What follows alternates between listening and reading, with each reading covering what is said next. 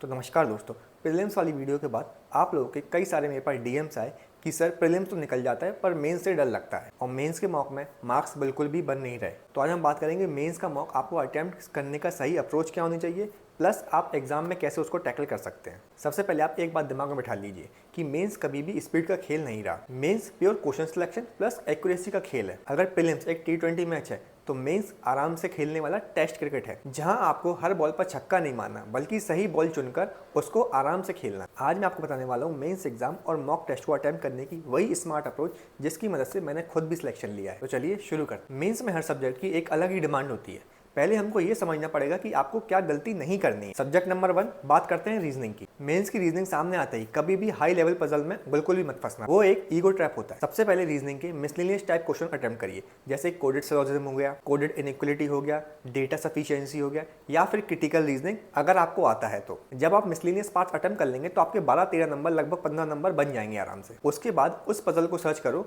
जिसका डेटा आपको सबसे ज्यादा फेमिलियर लगता हो। याद रखो दोस्तों, मैंने वर्ड इस्तेमाल किया है फेमिलियर। कभी भी पजल की लेंथ को देखकर उसको जज मत करना, क्योंकि छोटी पजल में जिसको आपको लगता है देखकर कि ये मैं कर लूंगा, उसमें डेटा कम होता है और पजल को सॉल्व करने में कठिनाई होती है। हालांकि जब बड़ी पजल होती है उसमें डेटा ज्यादा होता है, लेकिन हम देख कर डरते हैं कि ये हमसे अटेम्प्ट नहीं होगा। ज्यादा से ज्यादा अगर आपने 2 पजल सॉल्व कर दी तो आपकी रीजनिंग कट ऑफ आराम से क्लियर हो जाए। सब्जेक्ट नंबर 2 बात करते हैं क्वांट्स की। सबसे पहले तो मेंस क्वांट से आप डरना बंद करो, क्योंकि क्वांट में 35 से 45% हमेशा क्वेश्चन डुएबल आते हैं। सबसे पहले आप छोटे छोटे क्वेश्चन उठाइए, जैसे कि wrong number series, data sufficiency या फिर कोई अर्थमेटिक। डेटा इंटरप्रिटेशन में भी आपको वो वाली डीआई ढूंढनी है जिसका डेटा और लॉजिक आपको सिंपल लगे, भले ही वो कितनी भी बड़ी हो, बस सिंपल लॉजिक होना चाहिए। मेंस में हमेशा कैलकुलेशन से ज्यादा कॉन्सेप्ट पर ध्यान रखिए। नेक्स्ट सब्जेक्ट में बात करते हैं इंग्लिश। मेंस इंग्लिश में हमेशा रीडिंग कॉम्बिनेशन और इन्फ्रेंस बेस्ड क्वेश्चन का हमेशा दबदबा होता है। इसके लिए आपकी रीडिंग एबिलिटी हमेशा टॉप क्लास होनी चाहिए, क्योंकि मेंस में रीडिंग लाइन बाय लाइन होती है, इसमें जल्दबाजी का कोई काम नहीं। नेक्स्ट टॉपिक बात करते हैं जनरल अवेयरनेस। जीए का हमेशा एक ही रूल है, अगर आप 100% श्योर हैं तभी उसको मार्क करिए। मेंस में एक गलत क्वेश्चन आपको हजारों बच्चों से पीछे ढकेल देता है। अब बात करते हैं मेंस के मॉक टेस्ट को अटेम्प्ट आपको कैसे करना है। इसका सबसे बड़ा सीक्रेट है 80-20 रूल। मेंस में आपको कभी भी 100% पेपर अटेम्प्ट नहीं करना होता है।